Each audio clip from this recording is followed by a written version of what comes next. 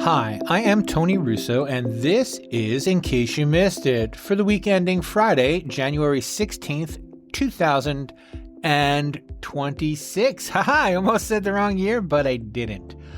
We have lots of fun stuff this week. We have more information from Matthews that is actually breaking as I'm recording this on Thursday night, and lots of other stuff. I had a great conversation about cemeteries this week with a cemetery activist in Virginia, and plenty more. But before we get to all that, let's listen to these words from our friends and sponsors at Passages International.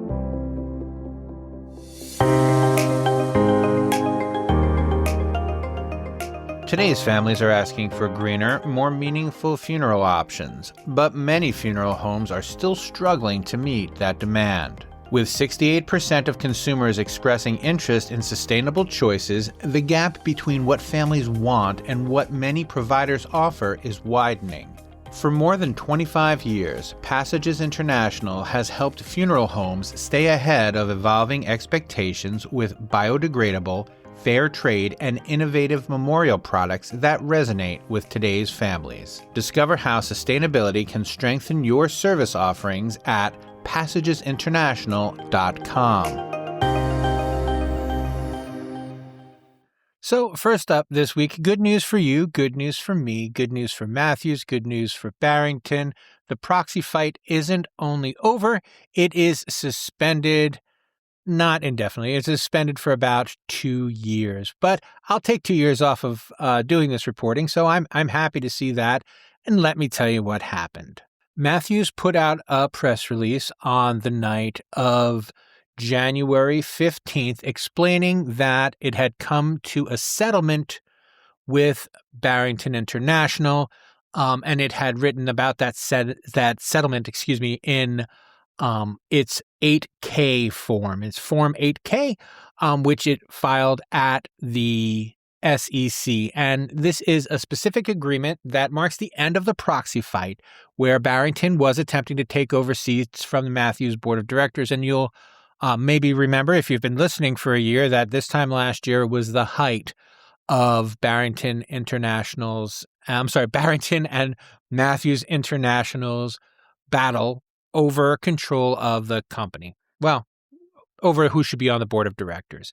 And so the proxy fight was announced earlier this year, and we've covered that a little bit. Now, the result of the agreement is this. Barrington agrees to vote all of their shares in accordance with the board's recommendations on almost everything.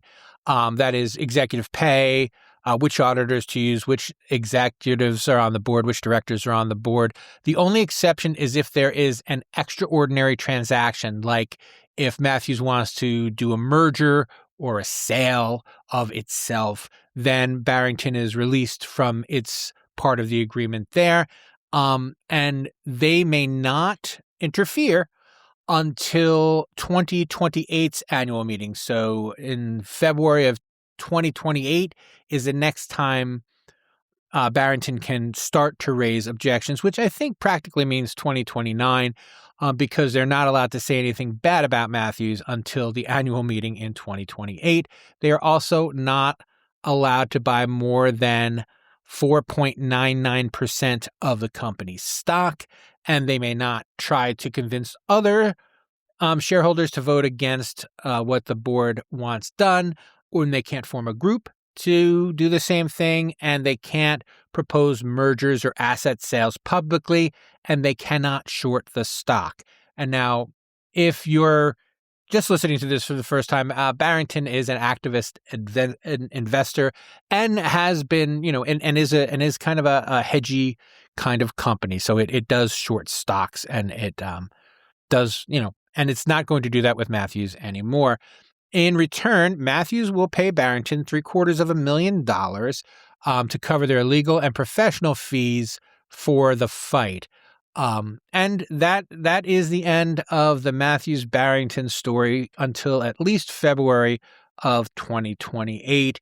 The way that it shakes out, I guess briefly is the best way I can do it, is that Barrington got its expenses paid, and I guess they made their point. I guess they got to sit down, and Matthews said, "What is it going to take for you to go away?" And they said, "Well, this, that, and the other thing."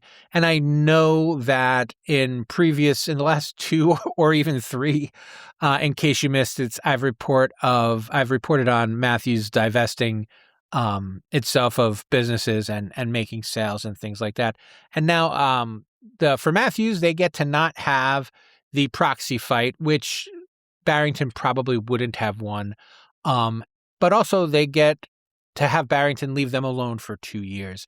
So Matthews essentially is betting that 2 years from now, it will be doing so well that Barrington will have no complaints. And that's a big bet. I mean, that is a confident move, and I guess should be recognized as such. But I will have a link to the SEC filings in the show notes. And just a quick addendum or follow-up to this story is I got a complaint this week, one complaint, that I'm doing too much corporate coverage, too much SCI, too much carriage, too much Matthews International. I'm not going to stop. It's part of my job, but I can tone down the amount of space that I take up reporting upon it. So I always say, let me know what you want more of, let me know what you want less of, and I will respond. And so let me know if this was one random thing or if I really am overdoing it with the corporate financial coverage. Both are fine with me. I'm going to do the work either way. Whether I devote as much space to it is up to you guys as readers. So please, or listeners. So just let me know. You can reach me by following a link in the show notes to my email address.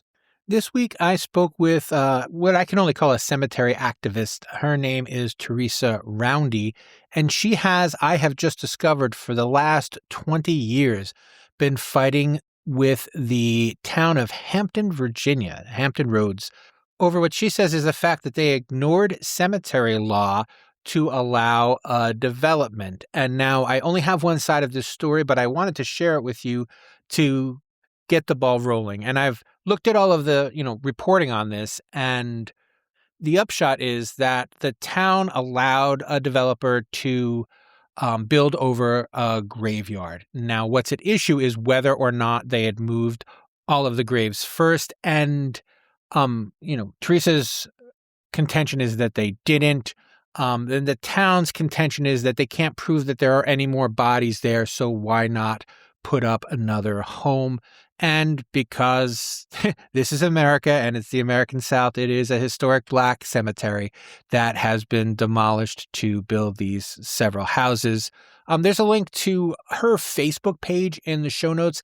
And again, not to be biased, but she has all the reporting collected in the one place, and it's easier to see there.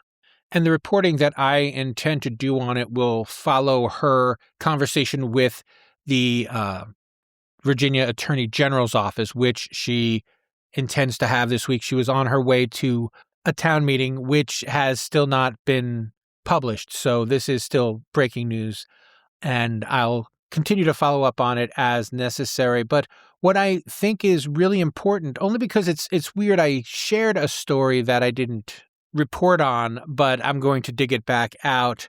And it was about how a country club was able to avoid losing some of its golf holes to eminent domain by saying there were bodies buried there. So it's a really interesting juxtaposition. The golf course got saved because there were some bodies in it. The Black cemetery got demolished because it was demolishable. Anyway, link to that in the show notes, and certainly more to come on this story. In more breaking news, the Delaware funeral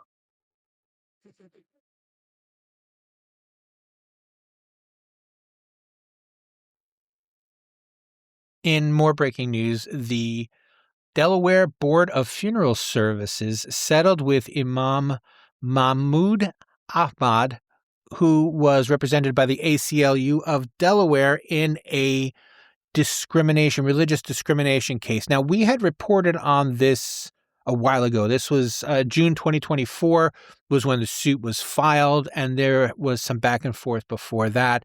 And at issue was Muslim burial practices and funerary practices. The imam wanted to be able to pick up the bodies and bury them in accordance with the religion. The Funeral Directors Association, the funeral board, said that, there are rules, and the rules are that a funeral director has to handle the body, and you need a funeral director's license to handle the body. And Delaware is one of the states where you can't have a dual license. So in order to get a funeral director's license, you have to have an embalmer's license, and that isn't part of how the imam sees how bodies should be handled. It's against their religion, essentially. When I spoke with them at the time, one of the representatives from the state of Delaware told me that, there are Muslim doctors, and that means that they have to work on corpses. So he thought that it was a specious argument. I guess he was mistaken. What's really interesting about this to me, and I kind of equate it to the death doula ruling in Indiana earlier this year, in that this is kind of an end around for being able to perform funeral services without having a funeral director's license, and it kind of upends the law. If you're not making a profit and it's against your religion to embalm, then you're kind of free to just take the bodies and, and bury them. So home burials and things like that must be back on the table. And that's a really interesting question. It's a really interesting problem that has been avoided in these last two settlements, but I feel like this is a question that has to get answered. And the question is going to be over dual licensure. And increasingly, as the call for embalming fades and the call for new funeral directors gets louder, something's going to have to give. And as I mentioned last week, I spoke with Martha Thayer, who started the program in Arapahoe College in Colorado. And one of the concerns that she has with dual licensure, and it's a legitimate concern and something has to be addressed, is that if you're going to be a funeral director and if you're going to be performing like a funeral director, you should have some training in how to help families and how to deal families. And, this might be just a special case because this is an imam. This isn't an enthusiastic Muslim believer. This is essentially, a holy man representing his religion. So it's likely that his imam training counts for something. But here in the rural South, there are an awful lot of storefront preachers. And so one wonders how much training a person needs to count as a holy man. Anyway, there's a link to the ACLU press release in the show notes. And again, this is a story that's just starting. It's not going away soon. Something a little lighter for a change. There is a funeral home in Leeds, England, that has wrapped its hearse or one of its hearses in a Leeds football colors. And that is, a selling point. And we've seen this a couple times before. I know I did a story earlier. Well, I did a story in 2025 that was talked about a funeral home that had a veterans wrapped hearse that they would lend to other funeral homes when they were burying veterans. And it made me wonder how far the hearse wrapping will go. I can't imagine too far. These are really, really expensive machines. I don't need to tell you that. So it would have to be. I think the one for the veterans makes a lot of sense because that is done. But I mean, I can't see like a Cleveland Browns wrapped hearse. But I could be mistaken. So if you know of any wrapped hearses that you would like to share with me, or if you think you have a take, or if you do have a take on the wrapping of hearses, I would love to hear about it. And you can reach me on it in the show notes. And last but not least, in transaction news, and it's not really a huge transaction, it's really more for the punchline, there has been an ownership change of Haverstock Funeral Home and Cremation Services in LaPorte, Indiana. And I'll have a link to the story, and it is a nice story about wanting to make sure that they're selling to local people who will continue to take care of the community and who will continue to run the funeral home in a way that it's been run. Obviously there have been updates, but the idea is attitudinally. They weren't looking for money. They were looking for people who share their attitude. And they sold it to Lori Greenlaw Wheeler and David Home, who are both alumni of the local high school. So this is local kids make good kind of story. And here is the punchline. Their high school mascot is called the Slicer. And so the new funeral home logo says Slicer owned, Slicer operated. And God bless them for it, because I needed a smile and they brought it to me. I hope they brought it to you. And that will do us for this week. In case you missed it, is a Kates-Boylston production. It was written and edited by me, Tony Russo. Sorry if you tuned in for the video. We had technical issues, and this is an audio-only podcast this week. But still, pretty pleased with Sugar on Top. Consider subscribing wherever you're listening or watching now. We'd love to get the feedback, even when it says that I'm going on and on too much about financial stuff. So please continue the feedback. And as always, if you want me to say something but you don't want anyone to know who said it, you can tell me and I won't mention your name on the podcast. However, if you do want your name mentioned on the podcast, you should say that explicitly, because otherwise I'm going to assume that you don't. But that will do it for me, and we will check in with you next time.